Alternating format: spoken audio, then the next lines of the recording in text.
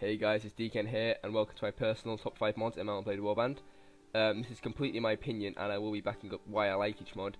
All the mod links will be below, and you should check them out, because I will be keeping this video very brief, and the information I use will just be describing what the mod is, so if you want to look at more of the features, then you will want to use the links below. Okay, so at number 5 we have Gecko Kujo. Some pros are that this is a historical Japanese warfare game, which makes it already epic. There are a lot of new animations, such as the use of katanas, which makes it a lot of fun for them to be used by you, as it allows, and for you to actually see them being used, as it adds a lot of variation and it gets you more immersed into the time period, I guess. There's a new map, which is the map of Japan, obviously. It's a great tool conversion mod, and if you like Shogun 2, then I'm sure you'll like this. Some cons are that if you're not really interested in the time period, then it's not really going to appeal to you as much as it would to people who are interested in time period, but you could still have fun with it, because, you know, it's just a great mod overall. Okay, moving on, at number 4 we have Flores Expanded. Flores Expanded is a great mod. It adds a lot of content, because it combines a lot of popular mods such as Diplomacy and Freelancer.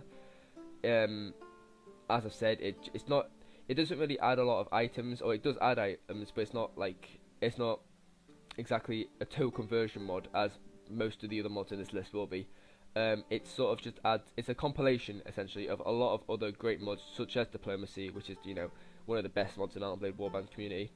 And it sort of just combines a lot of, like I said, it combines a lot of great mods, and it just makes this awesome mod pack.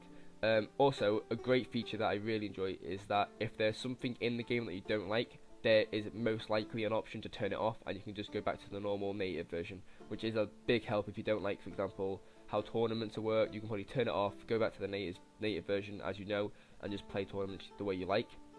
Some cons are, though, that a lot of people appear to have a lot of technical issues. It's not exactly the mod pack, it's just that it's such a big mod pack essentially. There are different versions of this to accompany a lot of people. So there's Flores Basic and Flores Expanded and some more. I'm not going to get into that though. The links will be below if you want to check it out. And yeah, we'll move on now. And at number 3 we have Fantasy Calradia or Calradia. Some pros are that it adds new races such as dwarves, elves and drows, which you can play as all of them as well, which is really cool. It adds new factions to accompany each new race, as well as custom cities. It also has like new monsters, weapons. It's a personal favourite because I love fantasy based games and, well, mods especially, and this is just literally just perfect as it's called Fantasy Calradia. I love like the features it adds, because it adds like magic spells and a lot of new items, which makes it amazing to, and a lot more fun to experiment with. You can sort of go off the track if you want to. Obviously you got the skill trees, so if you want, not skill trees, like skill points, so if you want to max out in like a lot of magic damage, and you go ahead and do that, and once you level up you can maybe focus on more like faith, because there are new skills that are included in this. Some skills such as faith are needed for cleric based characters, I guess, if you want to be more of a cleric. I could go into more detail, but like I said, I'm planning to keep the video short, so yeah, it's still being updated as well, which is just amazing. All these mods are still being updated, I think. Flores, I'm not sure about Flores, but I think everything else in this list is. A con is that it still uses the native world map. It adds new cities, so it just basically populates the current native map and adds new locations, which is, you know, it's pretty cool. It's not exactly a con, as I said, but, you know, I personally like to play on it. Also, people who aren't a lover of fantasy will not enjoy this as much, as it has a lot of things focused towards it, like orc raiding bands and lich kings and stuff like that. Okay, so at number 2 we have Perisno. This is a fantastic mod. It really is. It's still being updated, like I said before. It's a total conversion. There's a new map, new factions, new troops. It also includes other mods such as Diplomacy and Freelancer. There's a fantasy base in it. There's a lot of new content that you can explore for your own. It's really immersive, and you can get lost in it for hours on end. It adds over 2,000 more items. That's like, it adds, I think it's said on the website, it adds more than 1,600 than native or something like that. It's a lot, more than 1,600 items than native. There's also just a bit off the game, I guess. There's a lot of organization, such as the color-coded notifications, which helps a lot when you're like, you're playing the game and you get all these great recent messages, and it's really hard to read sometimes, and it really can distract you a bit. It's all color-coded. It's so much easier to read and understand now.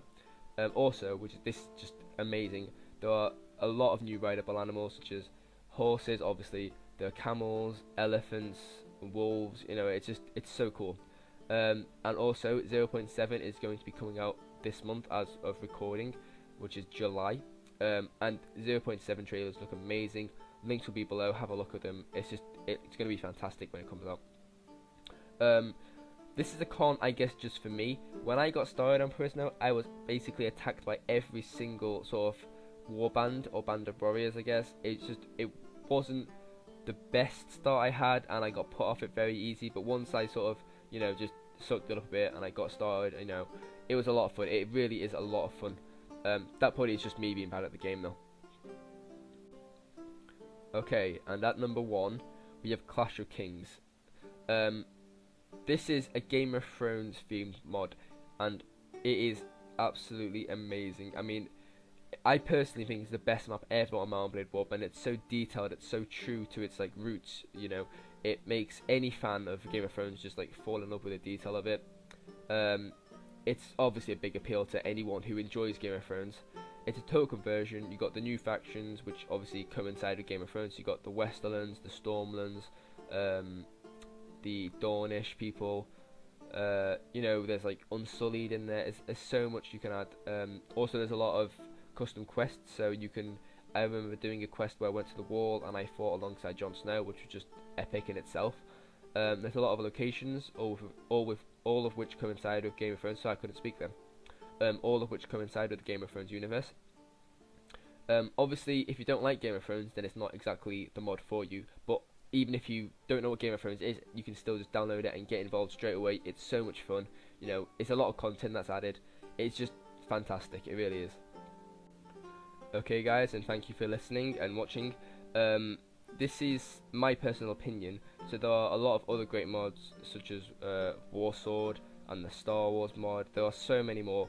But out of all the mods I played, these are the 5 mods I've had the most fun with. Obviously, Clash of King, I just love it, and honestly, I recommend it to any Mount & Blade Warband player. All of these mods have given me hours upon hours of entertainment, and a big thank you to all the developers of every single mod, not just in Mount & Blade, just any mod developer. I mean, you put your own, you use your own time to create these just amazing modifications, and it just, you give a lot of players a lot of entertainment that they wouldn't usually get from a game when they burnt out on it. But yeah, so it's greatly appreciated. I appreciate you guys watching the video. Thank you so much. If you agree with me or if you've got any disagreements, what are your top 5 favorite mods, please just comment and I will, I'll read everything. If you like the video, please give it a like and maybe a cheeky subscribe. That's always helpful. Yeah, so thanks for watching. As I said, all links will be below, and I'll see you guys soon.